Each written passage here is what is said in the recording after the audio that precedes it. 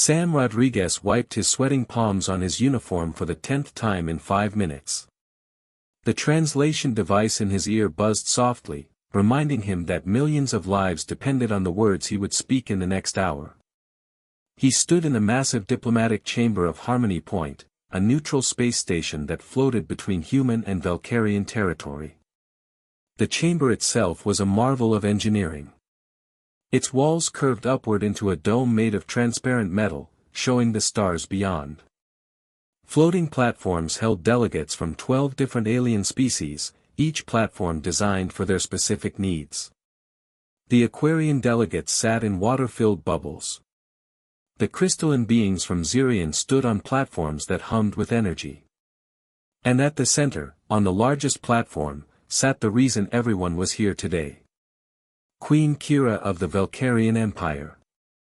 Sam had studied everything about her species for months, but seeing her in person was still shocking.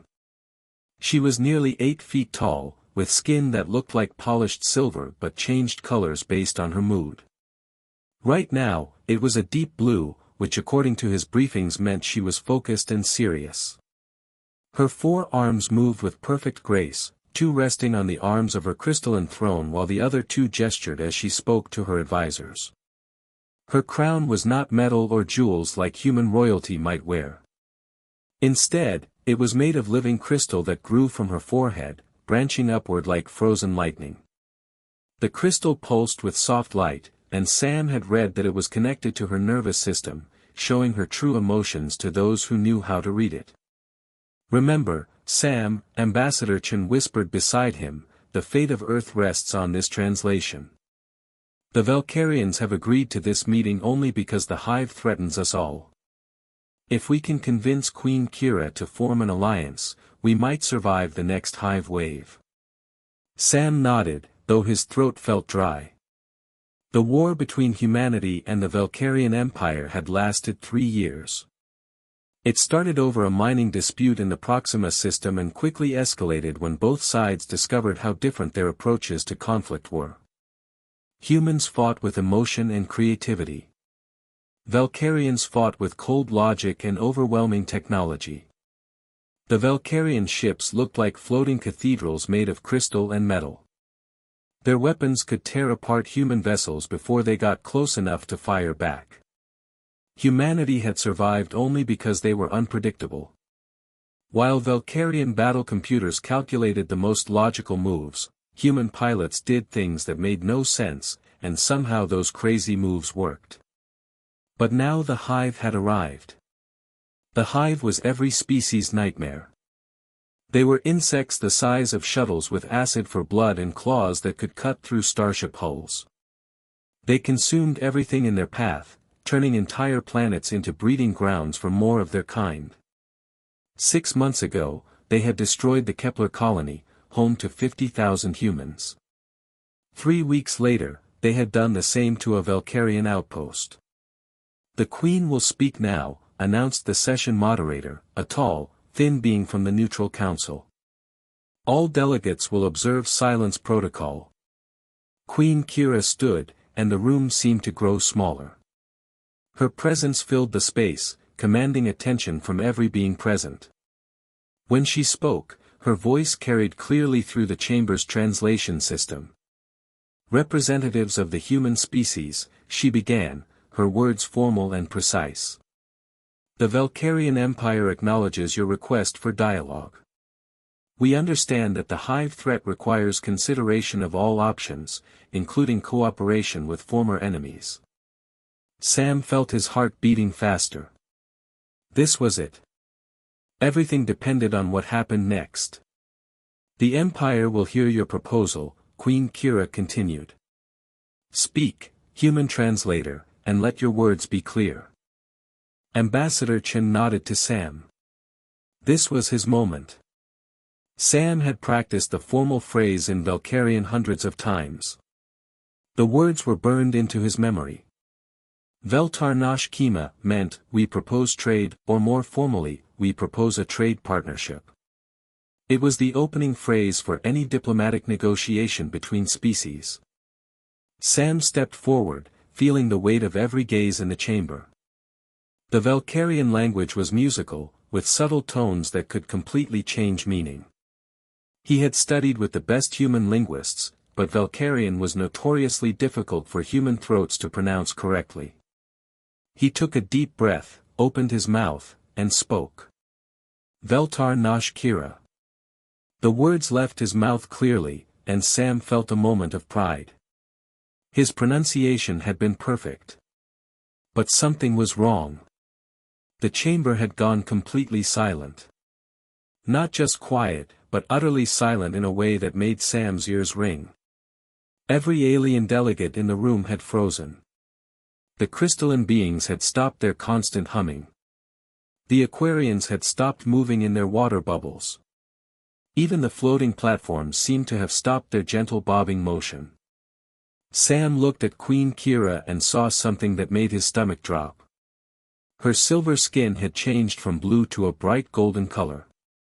Her crystal crown was glowing with light so intense it was hard to look at directly. Her 4 eyes, each the size of Sam's fist, were staring at him with an expression he couldn't read. Ambassador Chen grabbed Sam's arm. "What did you just say?" he whispered urgently. "I said the trade proposal phrase," Sam whispered back, confused. "Veltar Nash Kima." "No," Chen's face had gone pale. "You said Kira, not Kima. Do you understand what that means?" Sam's mind raced. In his months of study, he had learned that Valkyrian was a tonal language where tiny changes in pronunciation could completely alter meaning. Kima meant trade or commerce. But Kira, he realized with growing horror, meant something entirely different. Kira was Queen Kira's name. Which meant instead of saying, "We propose trade," he had just said, "We propose to Kira." In the Valkyrian language, that phrase had only one possible meaning, a marriage proposal. Sam had just accidentally asked the most powerful monarch in this sector of the galaxy to marry him. The silence stretched on until Sam wondered if time had somehow stopped. Then Queen Kira moved. She stood slowly, her 8-foot frame rising like a monument. Her 4 arms spread wide, 2 reaching toward the ceiling and 2 extending toward Sam. The golden glow of her skin intensified until it seemed like she was made of liquid sunlight. She began to walk toward him. Each step was deliberate, measured. Her crystal crown pulsed with brighter light with each movement. The other Valkyrian delegates on her platform had dropped to their knees, though Sam didn't know if that was from fear or reverence. "Queen Kira approaches the human," the session moderator announced unnecessarily. All delegates maintain positions. But Sam could see that several delegates were definitely not maintaining their positions. The Aquarians were swimming frantically in their bubbles. The crystalline beings were vibrating so fast they were making musical tones. Even the usually calm neutral council representatives were whispering urgently to each other. Queen Kira reached the edge of her platform, which was a good 6 feet above the main floor where Sam stood. Without hesitation, she stepped off, landing with surprising grace despite her size. The sound of her feet touching the floor echoed through the chamber like thunder. She was now close enough that Sam could see the details of her alien features. Her face was longer than a human face, with sharp angles that somehow managed to be both intimidating and beautiful. Her skin really did look like polished metal, but it was warm and alive, shifting colors like oil on water. Her 4 eyes were arranged in pairs, one set where humans would have eyes, and another set higher on her forehead. All 4 eyes were focused on Sam. Queen Kira towered over him, her shadow falling across his entire body. Sam had to tilt his head back to look at her face. His diplomatic training told him to maintain eye contact, but his human instincts were screaming at him to run. "Human translator," Queen Kira said, and her voice was different now. Softer, but somehow more intense. "You have spoken words that have not been spoken to a Valkyrian queen in 300 years. Sam tried to respond, but his mouth felt full of sand. He could feel sweat running down his back despite the chamber's climate controls. Queen Kira lowered herself, bending her long legs until her face was level with his. This close, Sam could see that her skin wasn't just changing colors randomly. There were patterns in the shifting hues, like complex thoughts made visible. "Do you understand what you have said?" she asked. Sam's voice cracked. He cleared his throat and tried again. "I believe I may have made an error in translation, Your Majesty." Something flickered across Queen Kira's face. The patterns in her skin shifted to deeper golds mixed with quick flashes of what might have been disappointment. Her crystal crown dimmed slightly. "An error," she repeated slowly. "Yes, Your Majesty. I intended to propose a trade alliance between our species. I believe I may have mispronounced the formal phrase." Queen Kira was quiet for a long moment. Around the chamber, Sam could hear the quiet sounds of alien delegates whispering to each other. He caught fragments of translation, marriage proposal, ancient laws, unprecedented. "Human translator," Queen Kira said finally, "in Valkyrian culture, there are no accidental marriage proposals. The words you spoke have specific meaning and specific requirements." "I don't understand, Your Majesty." The phrase, Veltar Nash Kira, is not merely a question. In our language, it is a formal declaration that can only be spoken by one of royal blood or equivalent status. By speaking these words, you have declared yourself qualified to court a Valkyrian queen. Sam felt like the floor was falling away beneath his feet. "But I'm not royal. I'm just a translator." According to Valkyrian law, any being who speaks the formal proposal phrase is automatically granted royal status for the duration of the courtship period. This law was created to prevent non-royals from accidentally triggering marriage negotiations. The irony was not lost on Sam. The law designed to prevent accidents had just created the biggest accident in diplomatic history. However, Queen Kira continued, her voice taking on a tone Sam couldn't identify, "There is another requirement that must be met." "What requirement?" Queen Kira straightened to her full height, looking down at Sam from her imposing 8 feet. Her skin had shifted to a deep purple color that Sam didn't recognize from any of his cultural briefings.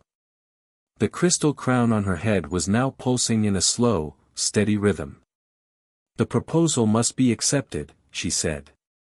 And then, in a voice that somehow carried across the entire chamber despite being barely above a whisper, Queen Kira spoke a single word in heavily accented English. "Finally." The chamber erupted.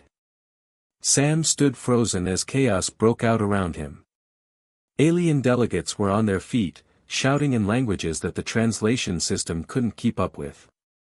The Aquarians were creating so much turbulence in their bubbles that water was splashing onto the floor. The crystalline beings were resonating at frequencies that made the metal walls vibrate. Ambassador Chen was trying to pull Sam away from Queen Kira, but Sam couldn't move. He was staring up at the alien queen, trying to process what had just happened. She had said, finally. Not, "No. Not, this is unacceptable." She had said, finally, as if she had been waiting for this moment. "Your Majesty," Sam managed to say over the noise, "did you just accept my accidental proposal?" Queen Kira looked down at him, and for the first time since he had met her, she almost seemed to be smiling. It was hard to tell with alien features, but there was something in her expression that seemed warm, amused, and maybe even fond. "Sam Rodriguez," she said, and hearing his name in her musical voice sent shivers down his spine, "there are many things about this situation that you do not yet understand. Could you help me understand, Your Majesty?" "The first thing you must understand is that in Valkyrian culture, marriage proposals between royalty are political arrangements. They are made for territory, for resources, for military advantage. They are never made for personal reasons." "Okay," Sam said slowly, though he didn't see how this made the situation any better. The second thing you must understand is that I have been queen of the Valkyrian Empire for 15 years. In that time, I have received 47 marriage proposals from various alien royalty. All of them were seeking political advantage. The chamber was still chaotic around them, but Sam found himself focusing entirely on Queen Kira's words. And the third thing, she continued, her skin shifting to colors Sam had never seen before, is that you are the first being in 300 years to propose marriage to a Valkyrian queen without asking what you would gain from the alliance. Sam blinked. I didn't ask because it was an accident. Yes, Queen Kira said, and now Sam was certain she was smiling. Exactly. Before Sam could ask what she meant, the session moderator's voice boomed across the chamber. Order. This session will return to order. Gradually, the chaos died down. Delegates returned to their platforms, though Sam noticed that many of them were now staring at him and Queen Kira with expressions ranging from fascination to horror. It appears, the moderator continued, that we have witnessed an unprecedented event in galactic diplomatic history. According to Valkyrian law, a formal marriage proposal has been made and accepted between Sam Rodriguez of Earth and Queen Kira of the Valkyrian Empire. The chamber fell silent again, but this time it was the silence of beings holding their breath rather than shock. Furthermore, the moderator went on, according to the same laws, this proposal creates an automatic cessation of hostilities between the human and Valkyrian species for a period of no less than 1 galactic standard year, during which time the courtship will proceed according to traditional Valkyrian custom. Sam felt his legs go weak. Not only had he accidentally gotten engaged to an alien queen, he had also accidentally ended a 3-year war. Ambassador Chen was beside him now, whispering urgently. Sam, do you understand what this means? The war is over. The Hive threat, the trade negotiations, everything changes now. But Sam was still looking at Queen Kira. She had moved closer again, and when she spoke, her voice was quiet enough that only he could hear. Sam Rodriguez, she said, may I ask you a question? Of course, Your Majesty. In human culture, when someone proposes marriage, what is the usual reason? Sam thought about it. Despite everything that had happened, it was actually a straightforward question. Usually because they love the person they're proposing to. Love, Queen Kira repeated the word carefully, as if testing its weight. And what is love, in human understanding? Sam realized he was having the most important conversation of his life, possibly in galactic history, and he was being asked to define love to an alien queen who had just accepted his accidental marriage proposal. Love is, he started, then stopped. How do you explain human love to someone who might never have experienced it? Love is when you care about someone else's happiness more than your own. When you want to understand them completely. When you choose them, every day, not because of what they can give you, but because of who they are. Queen Kira was quiet for a long moment. Her skin had shifted to a soft silver color, and her crystal crown was glowing with gentle, steady light. Sam Rodriguez, she said finally, I believe there are many things we need to discuss. 3 hours after the most dramatic diplomatic session in galactic history, Sam found himself in Queen Kira's private quarters aboard her flagship, the Crystal Harmony. The ship was unlike anything human engineering had produced. The walls were made of the same living crystal as Queen Kira's crown, glowing softly with inner light that responded to movement and emotion. Sam sat in a chair that had grown from the floor when Queen Kira gestured to it. Everything in the room seemed alive, from the furniture to the walls themselves. It should have been unsettling, but somehow it felt peaceful, like being inside a gentle, breathing creature. Queen Kira sat across from him in what he assumed was her usual chair, though it looked more like a throne made of flowing water that had been frozen mid-motion. She had changed from her formal diplomatic robes into something simpler, though still clearly royal. The crystal crown remained, but its light was softer now, more like candlelight than the blazing beacon it had been in the diplomatic chamber. "You are nervous," Queen Kira observed. It wasn't a question. Sam tried to relax, but it was difficult. "Your Majesty, I've never been in a situation like this before." "Please," she said, "when we are private, call me Kira." "And I must tell you, neither have I." That surprised Sam. "You've never been engaged before?" "I have been engaged 7 times, Kira replied matter-of-factly. "All political arrangements. All ended when the other party realized that marriage to me would not give them the military advantages they sought." Sam leaned forward, genuinely curious despite his nervousness. "What do you mean?" Kira's skin shifted to a thoughtful blue-green color. "Valkyrian queens do not give their power to their husbands. We share it, but only if the marriage is genuine. Political marriages grant no access to our military forces, our technology, or our territory. The crown," she gestured to the crystal formation on her head, "can sense the difference between a marriage made from love and one made from ambition. That's why your previous engagements failed. When my former suitors learned they would gain nothing but a wife, they quickly found reasons to break the engagements." Kira's voice carried no sadness, but Sam caught a hint of something that might have been loneliness. Sam thought about this.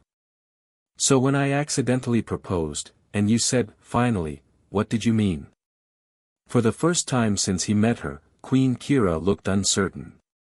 Her skin shifted through several colors quickly, and her crystal crown dimmed. She stood and walked to a wall that showed the stars outside. Her reflection in the crystal was distorted, making her look even more alien and mysterious. "For the past year," she said slowly, "I have been watching human diplomatic recordings. Your species fascinates me. We fascinate you. But you're so much more advanced than us. Technologically, yes. But in other ways, I think humans may be more advanced than any species I have encountered." Kira turned from the window to face him. "Tell me, Sam, when humans fight, what drives them?" Sam thought about it. "Lots of things. Sometimes anger, sometimes fear. But the best human warriors fight to protect something they love." "Yes," Kira said, and her skin brightened to a warm gold. "Love. Humans fight for love, negotiate with love, even make war because of love. Every other species I know fights for resources, territory, survival. But humans fight for emotional reasons that often make no logical sense. Is that good or bad?" "It is extraordinary," Kira said. "In one of your diplomatic recordings, I watched a human ambassador risk her entire career to save a single alien child who was trapped in a collapsed building. She had nothing to gain from it. The child species was not even allied with humanity. But she risked everything because she could not bear to let a child suffer." Sam remembered that incident. Ambassador Martinez had been censured for abandoning negotiations to help in a rescue effort, but the video of her pulling the child to safety had become famous across human space. "That is when I began to wonder," Kira continued, "what it would be like to be loved by a human. Not for political advantage, not for what I could provide, but simply for who I am." The confession hung in the air between them. Sam felt something shift in his understanding of the situation. This wasn't just about accidental proposals and diplomatic procedures. This was about a lonely queen who had spent years wondering what it would feel like to be loved for herself. "Kira," Sam said carefully, "are you saying that you accepted my proposal because you want to experience human love?" "I am saying," Kira replied, moving back to her chair, "that when you spoke those words by accident, when you proposed without knowing what you were doing or what you could gain, it was the first genuine moment I have experienced in 15 years of ruling." Sam felt his heart do something complicated. "But you don't actually love me. We just met." "No," Kira agreed, "I do not love you yet. But I would like to learn how." The honesty of it took Sam's breath away. Here was the most powerful being he had ever met, admitting that she wanted to learn about love from him. It should have been intimidating, but instead, Sam found it touching. "What about the war?" Sam asked. "What about our species being enemies?" "The war began over mining rights in the Proxima system," Kira said. "But it continued because neither of our species understood the other. Humans see Valkyrians as cold and logical. Valkyrians see humans as chaotic and emotional. But I have been studying your species, Sam. I know that human emotions are not chaos. They are a different kind of logic, one based on connection rather than calculation." Sam nodded slowly.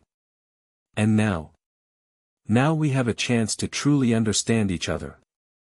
The engagement, even though it was accidental, has given us something that negotiations never could: time. 1 full year where our species must cooperate, where we must learn about each other." A thought occurred to Sam. "What about the hive? They're still out there." Kira's expression grew serious, and her skin shifted to darker colors. "The hive is why I was willing to risk this engagement. Alone, neither of our species can defeat them. But together, with human creativity and Valkyrian technology, we might have a chance." "You think our combined forces could work?"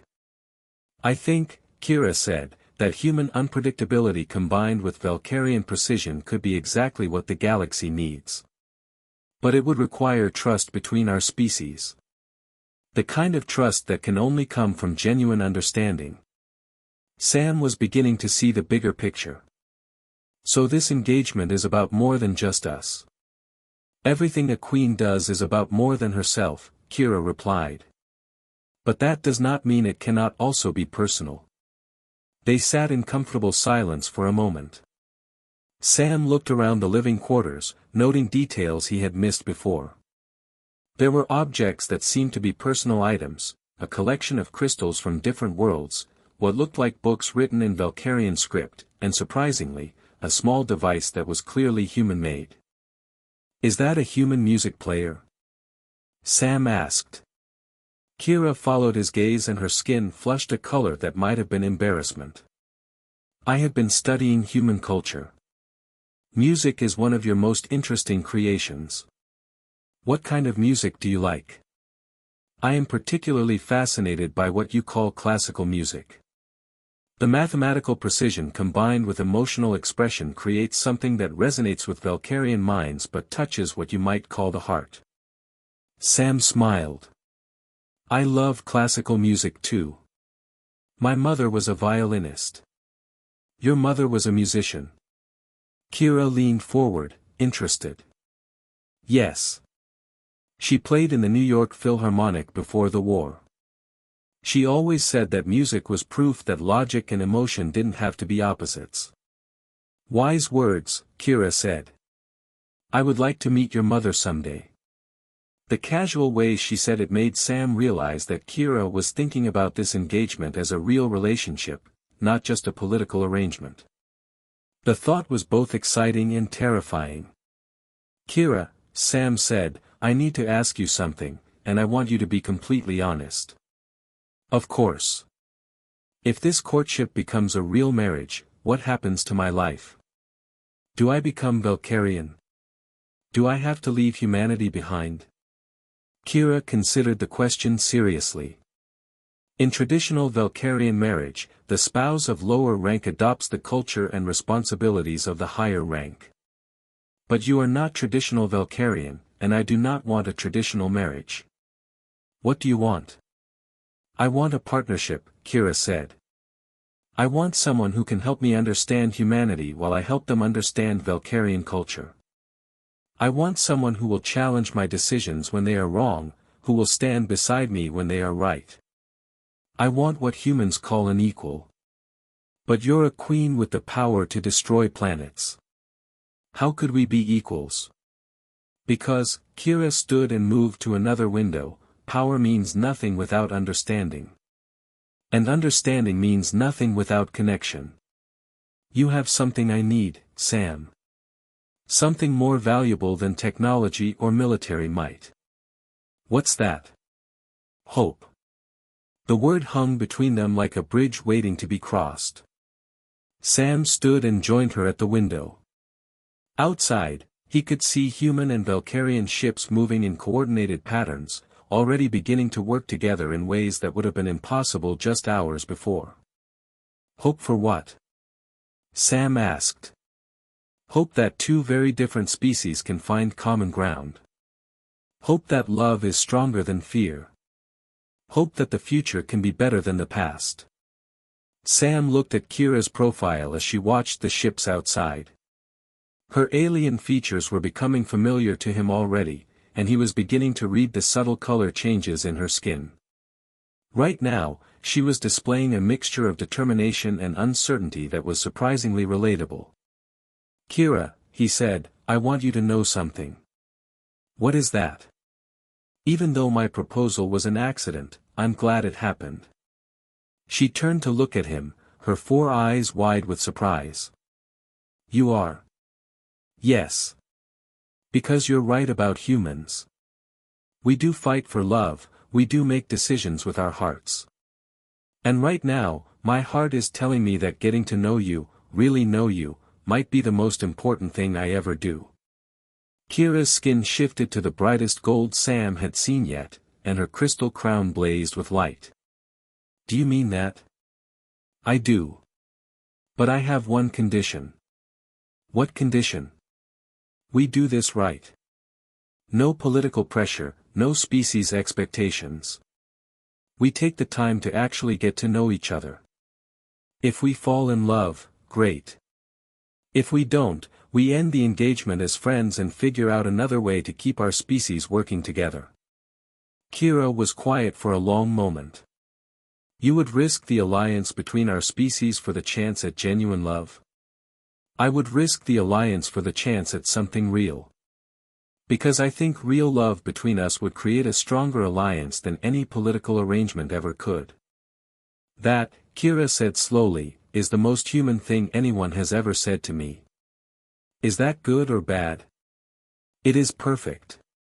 A soft chime sounded through the room, and a voice spoke in musical Valkyrian. Kira listened and then turned to Sam. My military advisors are requesting a meeting. Intelligence reports suggest the Hive is moving toward the Centauri system. They want to discuss joint operations with human forces. Sam felt a chill. Centauri was home to 12 million humans and 8 million Valkyrians living in the same star system, the only place where their species had managed peaceful coexistence before the war.